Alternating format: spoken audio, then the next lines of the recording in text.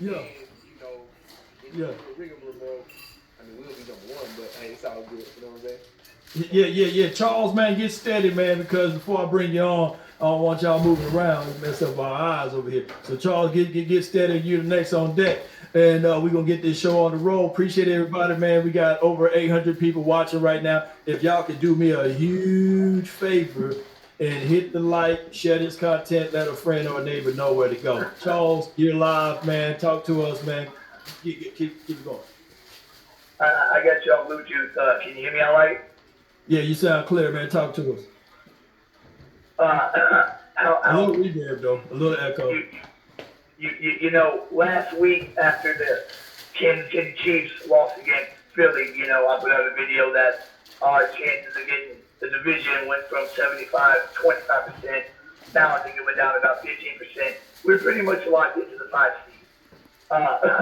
The only way for us to get, the 2 seed or the 1 seed is San Fran has a win next week against Philly. We got to beat Philly, and then Yeah. we both be 10-3, and then we have to have Philly drop one more because they got the tiebreak. They have the conference tiebreaker over us. All three of our losses are conference losses. They only have one loss, so they would have two conference losses if, and this is all hypothetical, if they lose to San Fran and us. That'd be back-to-back losses. Kansas City and Buffalo just handled the game. They remind me of last year's Minnesota Vikings. I mean, that's why they had 11 one-score wins, right, out of their 13. Break it down, man. You spitting over there. Keep going. Philly has 11 wins now, and 9 of them are by one score, right? So, Gabe Davis runs a corner pattern, and Josh Allen throws a post. You know what I mean? They're giving Philadelphia these wins. The game should have been over right there. You know what I mean?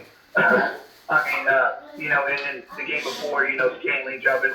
But even though if Scantling would have caught that touchdown pass, Philly still had a minute and a half left to go to answer. But we needed them to jump one of those two games between Kansas City and Buffalo, and they did not. So we're going to have to pull off what the 07 Giants did and pull off a hell of a road playoff mission. The 07 Giants had the biggest playoff run I've ever seen. They went to Tampa, beat Tampa, went to the number 1 seed, us, 13-3, beat us, and then went to the 13-3 Packers in Lambeau, beat them, and then went to the undefeated Patriots, 18-0, and then beat them. You know what I mean? All on the road. So for us to reach Vegas, it's going to be, we got to be playing, our best ball.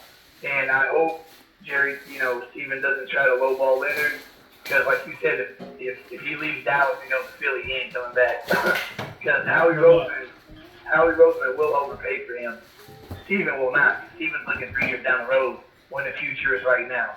Which we don't mind, because all I ask is when the Cowboys bring a guy in, that's all I wanted. Bring him in for a cup of coffee, right? That's my stance. So if Darius Leonard could be that guy, they check out, and if they don't like him and he goes somewhere else, then that's okay.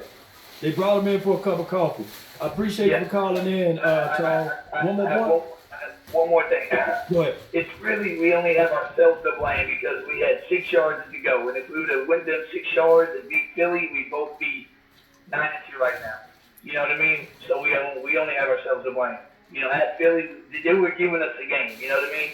Pass interference penalty, roughing the passer.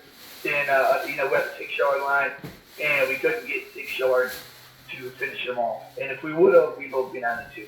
And ready to be sitting free. So we only have ourselves to blame, just like last year. But we are better than last year, and I think we could go on a road tour, but that's yet to be seen. So no doubt, man. Appreciate you, man. That's Charles in charge. Let people know where they can find and follow you. Yes, sir. You can't forget the name, Charles in charge, Cowboys Sports Report, first class content all day, every day. DC for life, guys. No doubt, man. Not for short, man. Good call from him. The Lou Jet says, I want us to buy the refs like the Eagles. Hashtag horse collar. Yeah, that is swaying a little bit, because I'm thinking that if they go down there a little deep into their own inside, they will at least put 6 on there. But what's your thoughts on that call right there, Twin? Hey, man.